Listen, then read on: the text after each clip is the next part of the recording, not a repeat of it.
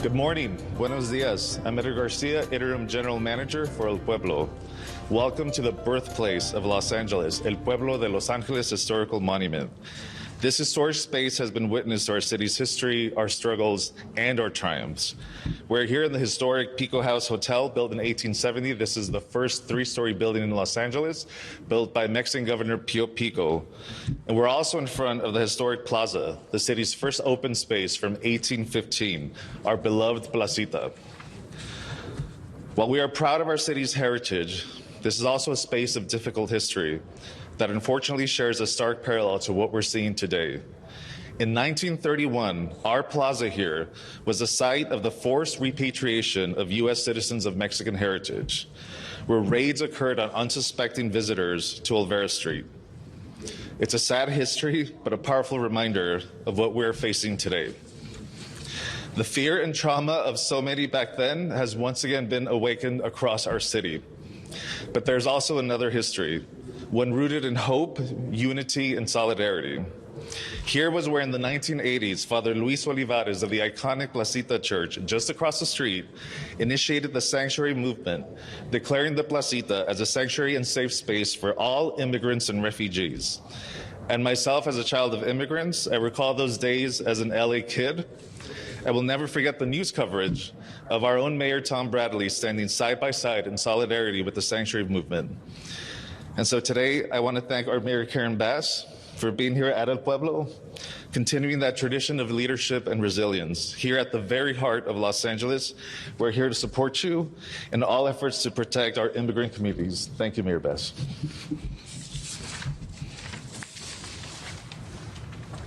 Good morning, everyone, and thank you so much for recalling that tradition. You were a young child, I wasn't, but I remember Father Olivares very well and remember that movement, and that movement continues today and is represented by the people who are standing here with me. So the organizations that are represented, and some you will hear speak today, CHIRLA, the Salvadorian American Leadership and Educational Fund, the Asian Pacific Islander Equity Alliance, Community Coalition, Inclusive Action, and SEIU USWW, continuing the tradition of solidarity in our city. I am here today to sign an executive directive, and I just want to point out the irony for a minute, that there is a need for me to have an executive directive to help our city understand how to protect itself from our federal government. Just let that sink in for a minute. What we have seen here over the last now going on 6 weeks of raids that pop up and we never know exactly when and where they're going to happen. We've seen them in the general region. I'm sure many people saw Camarillo yesterday and what broke out there.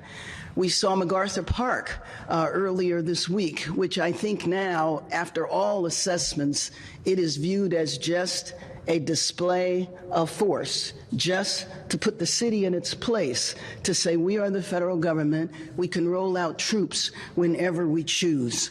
So the executive directive that I will be signing in a few minutes is to help the city family, to help the city workforce, to help the city departments and all of the general managers essentially develop preparedness plans that have specific protocols and that help city workers know how to address immigration officials should they approach a city department.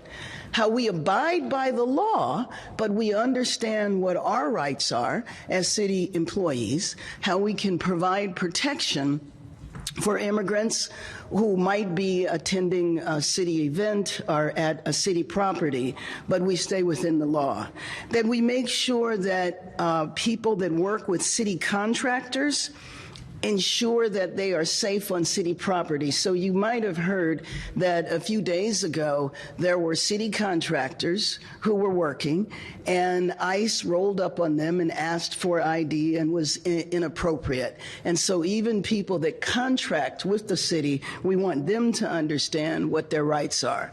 We want each department to have an immigration affairs liaison, and we want each department that if they encounter any federal officials, that they contact the city, especially the mayor's office, right away, so that we can, number one, make a count of this, but also make sure that all the city departments and city workers are informed on how to deal with this.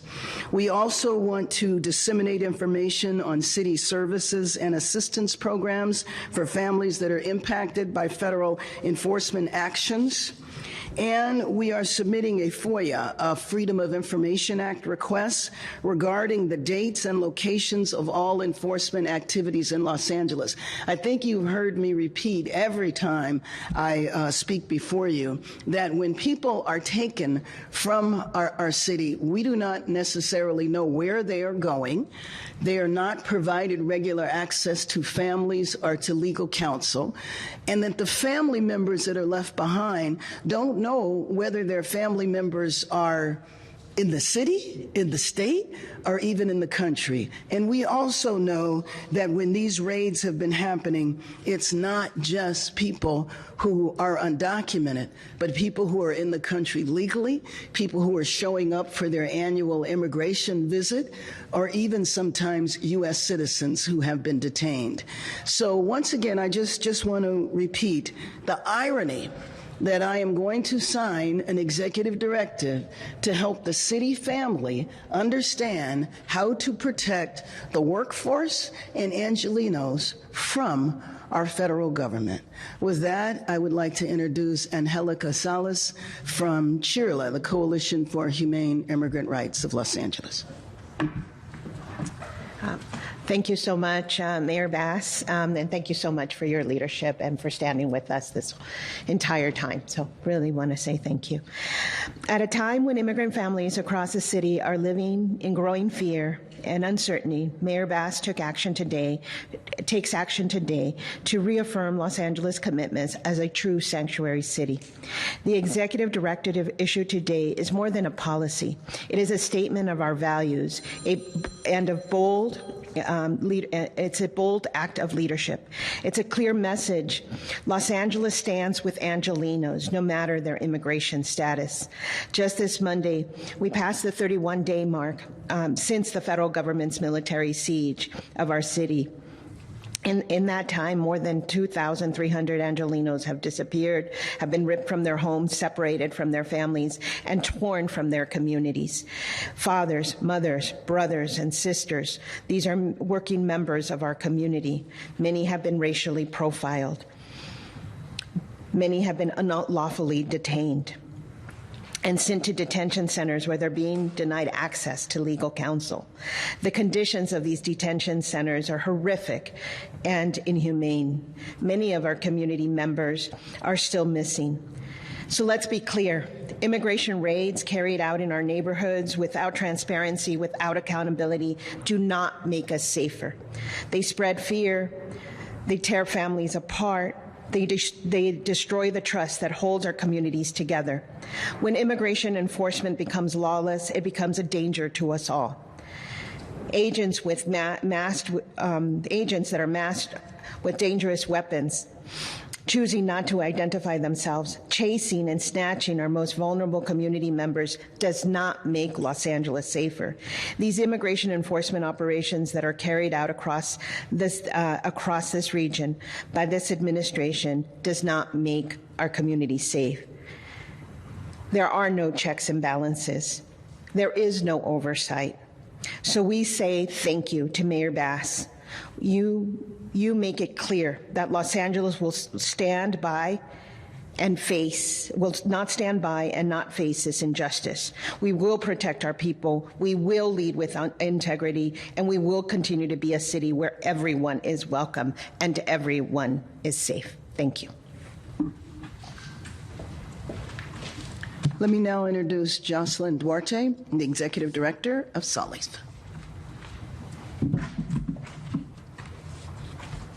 Good morning, everyone. Buenos dias. My name is Jocelyn Duarte, and I have the honor of serving as the Executive Director of the Salvadoran American Leadership and Educational Fund, known as SALEF.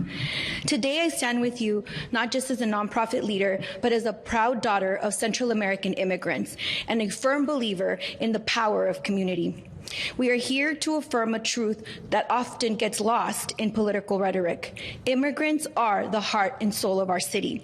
Mayor Bass's executive directive, Standing United, a proud city of immigrants, is more than a policy. It is a declaration of dignity.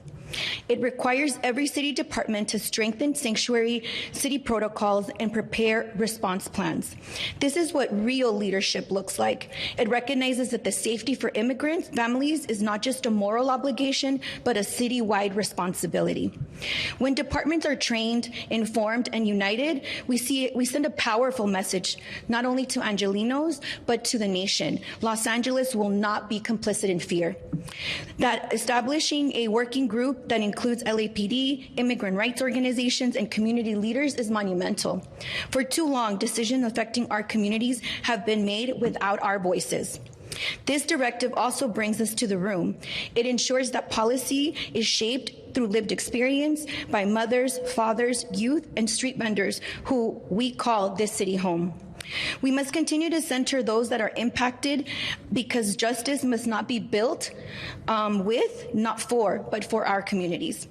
This directive also demands answers from the federal government. Why were our loved ones detained? What were the costs of these unlawful raids? These are not just data points, they are the lives of humans. And in a parallel, we see a commitment to the expanding resources by empowering every city department to act through their immigrant affairs liaison. This also ensures that families are not navigating these challenges alone. We are building bridges and not barriers. As SALEF, we know what it means to stand in the face of U.S. intervention, war, and humanitarian crises. We've done this for 30 years and will continue to fight for legal protections, housing, food, and for most of all, the dignity alongside with all of our community partners. Thank you, Mayor Bass, for your directive. Thank you for your call to action. And we must all rise together to meet this moment as nonprofit leaders, city agencies, neighbors, and leaders alike. Because when we stand united, we do more than protect immigrants. We honor the promise of Los Angeles as a city of hope, resilience, and belonging. Thank you very much. And now I would like to introduce Manju Kulkarni, the Executive Director of AAPI Equity Alliance. Thank you. Good morning. My name is Manju Kulkarni, and I'm the Executive Director of AAPI Equity Alliance, a coalition of 50 organizations dedicated to improving the lives of Asian Americans and Pacific Islanders through civic engagement, capacity building, and policy advocacy. And like so many in our community, I am an immigrant and a proud naturalized citizen. 1 in 6 Angelinos is AAPI, and we stand with our Latino brothers and sisters who have borne the brunt of the ICE raids. We also stand with Mayor Bass and other elected officials who have come together to support our immigrant communities. What our beloved city has experienced over the last month is abhorrent. Men in masks refusing to identify themselves, raiding businesses, snatching up street vendors, chasing down innocent people, all under the guise of keeping us safe. AAPI communities have felt the direct impact of these ICE raids. Bangladeshi students have been picked up outside a snack shop in Koreatown. Thai workers have been abducted outside the Home Depot in North Hollywood. My question is, does Los Angeles feel safer to you now? The answer is a resounding no. You know what will help ensure the safety of Angelinos is Mayor Bass's executive directive. Why? because it directs city departments to take necessary action during these challenging times.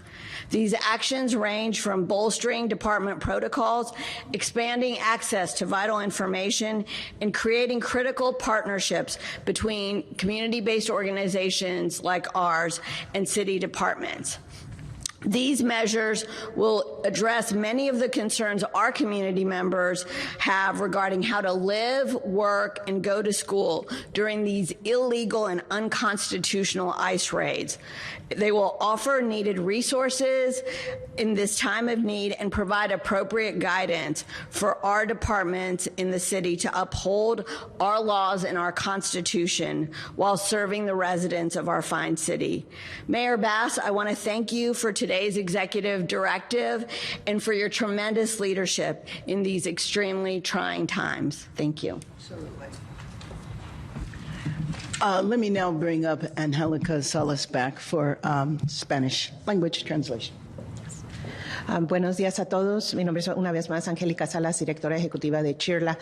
Estamos aquí para agradecer a nuestra alcaldesa Karen Bass por su directiva ejecutiva, que lo que está haciendo es asegurar que todos los recursos de nuestra ciudad estén disponibles para apoyar a nuestra comunidad inmigrante y que le dé un claro mandato a todos los empleados dentro de esta ciudad, que parte de su propósito, siguiendo la ley, obviamente, que todo su propósito es apoyar a nuestra comunidad.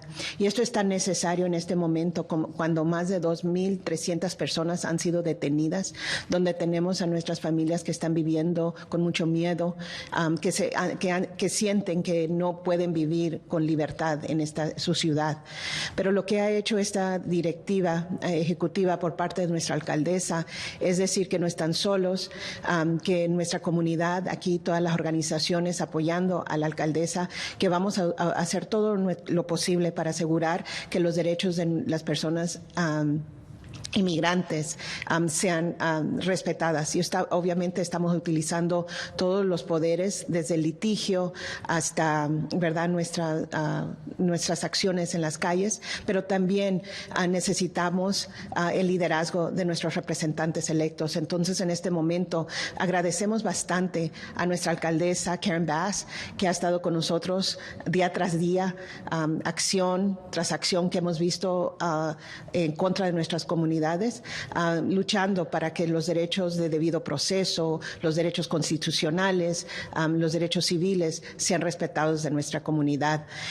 Y finalmente, pues que lo que queremos nosotros es asegurar que nuestra gente pueda vivir otra vez con seguridad, porque todo lo que está haciendo este gobierno nos está causando inseguridad. Entonces nosotros como CHIRLA y muchas de las organizaciones apoyamos esta directiva ejecutiva porque sentimos que nos ayuda a crear más respaldo y más herramienta para asegurar que nuestra comunidad inmigrante pueda tener un sentido de que sí hay personas que están luchando por ellos. Muchas gracias.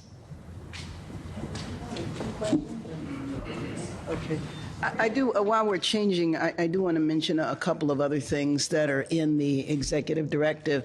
One, it calls for creation of a task force where the community would work with the Los Angeles Police Department to figure out how to navigate this situation. And then I want to acknowledge again all of the organizations that are here standing in solidarity, are not just here standing, but participated in the content of what the executive directive is about. So this was advice that we received from the community-based organizations and also talking to city workers and general managers, the assistance that they needed to figure out how to navigate this situation to protect ourselves from the federal government. Again, I mentioned that irony.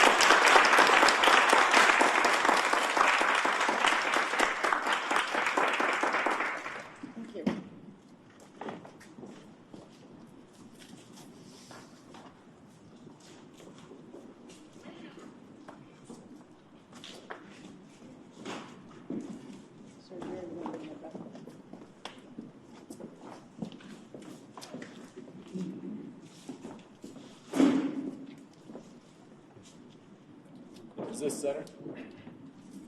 It's fine. All right, first question to Noah and then Mark. Mayor Bass, at this moment right now, what occurs if ICE does come to a city library or tries to come to City Hall and get inside? Is there an understanding yet of what would be done? Has that occurred yet? And is that really what this executive order is trying to get at? No, we'll understand that the city buildings, city properties are everywhere. So this is not so much about them attempting to enter City Hall, and I've not heard any situation where that could happen. But in the library, it certainly could. And but the point is that, and in the way we're really trying to organize ourselves now as we try to figure out this situation, is if you're in a building, then you can deny them coming in, especially if there's no warrants. They have to present a specific type of warrant. But you know that's not what we're seeing. I haven't heard, I don't know, Angelica, I haven't heard of any warrants, or if anybody else has heard of warrants. This is just random scooping people up. And so they could not just come in the library to do that.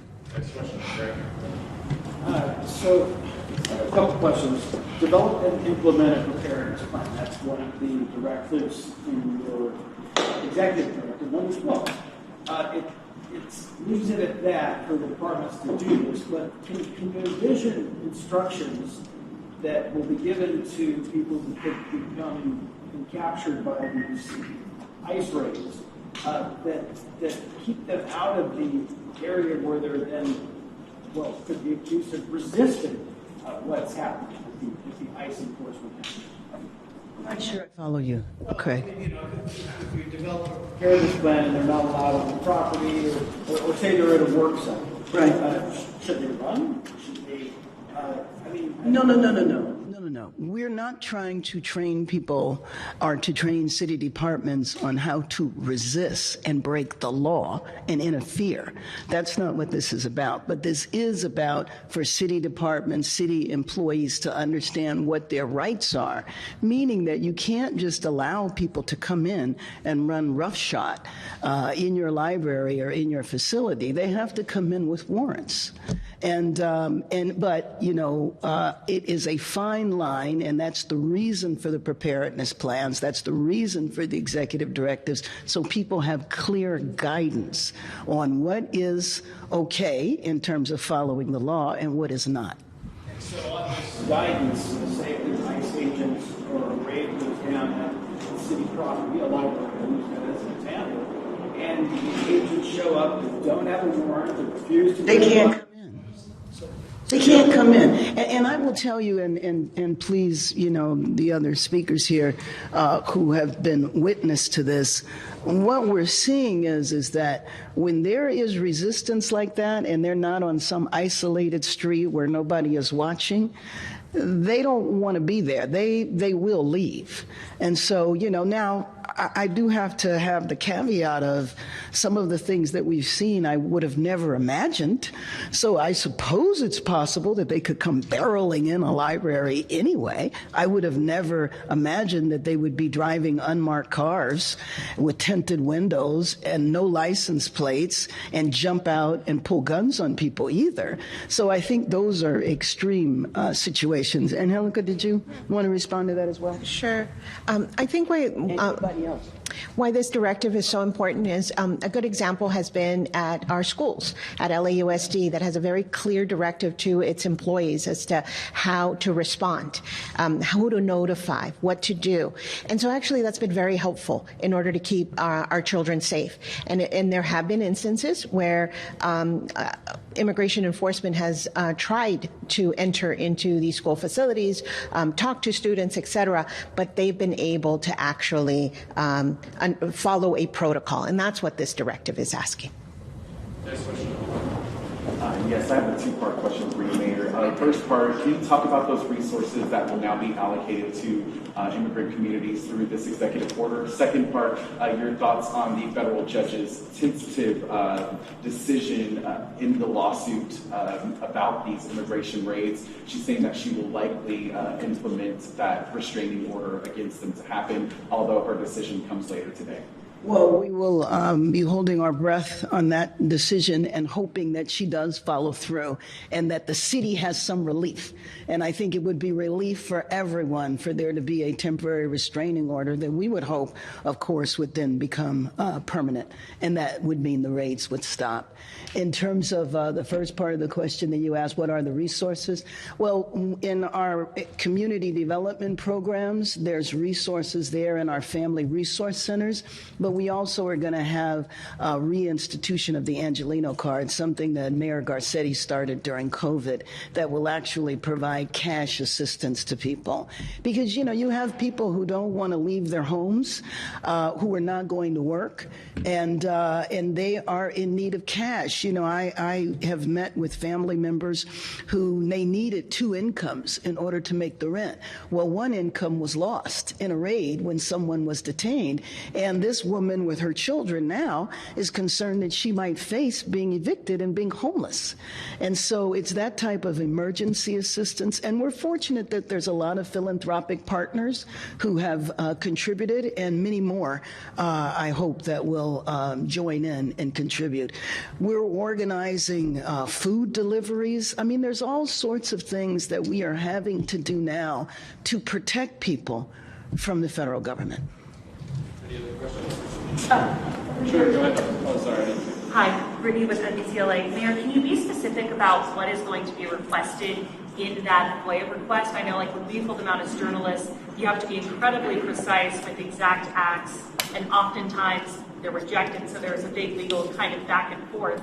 And following up on that, are you prepared to bring this to court should the federal government not fulfill what is requested in the FOIA? We're prepared to fight all the way. Specifically, we want to obtain records regarding the dates and locations of all enforcement activities in Los Angeles, the identity of individuals, and the reasons that they were arrested or detained. Remember, I was mentioning that's one of the things that really has been traumatizing, is not knowing where people are and people not having access to their family members.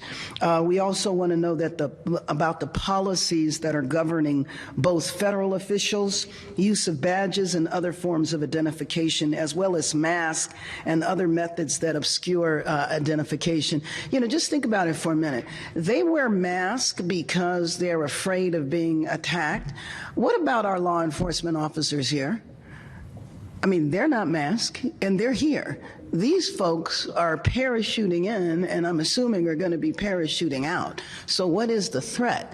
And what is the threat if you're carrying weapons on you with you know, these vests on that have dubious identification? Sometimes it just says police. That's why I always say it looks like they got them online.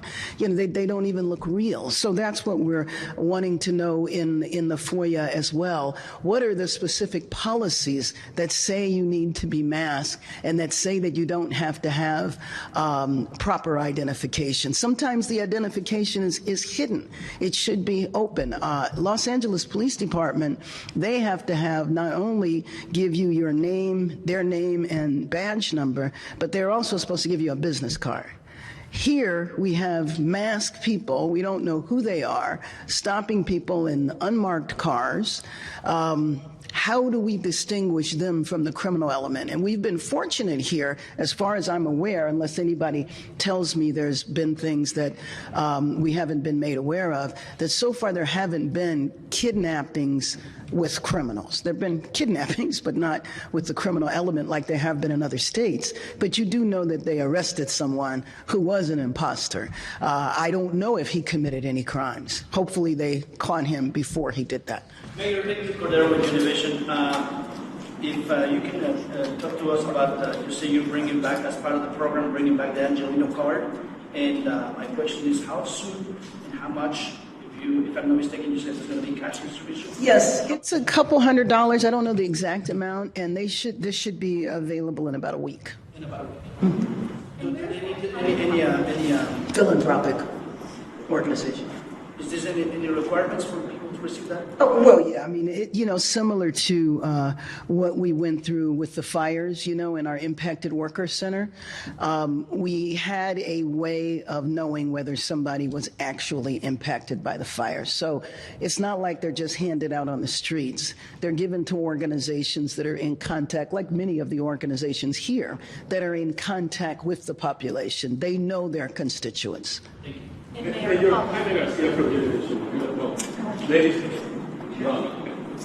With the two follow-up questions for my question and his question as well, with those cards, it's 100% philanthropic, or is any of that coming out of the general fund, tax income? I wish we had general fund money for that. No. 100%. And then a follow-up on the FOIA question, the federal government has made it clear that they're not going to give, whether it's the mayor's office or even LAPD, a warning of where these are going to happen. You talked a lot about this just kind of being rumors. With this FOIA, is there a specific date range that you're looking for, or is this an open-ended FOIA of all immigration action that happens in the city through the year? I know you have to be specific with actual dates. Yeah, so we're just talking about the last month. Yes, now it might expand because we don't know how long this is going to last.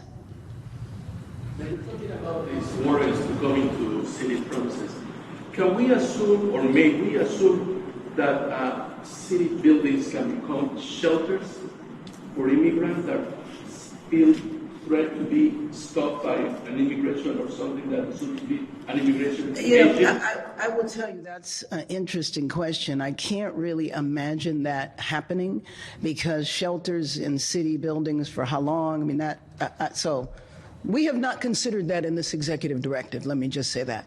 Just because a clinic 2 days ago was a place where a gardener come inside and even the workers of the clinic requested warrants to stop the man, and the agents come inside and didn't care it was private property or it was a clinic or anything. I could certainly imagine an occasion where somebody would flee into a city building, but again, if there is a specific warrant for that individual, then the city staff would not be able to stop that.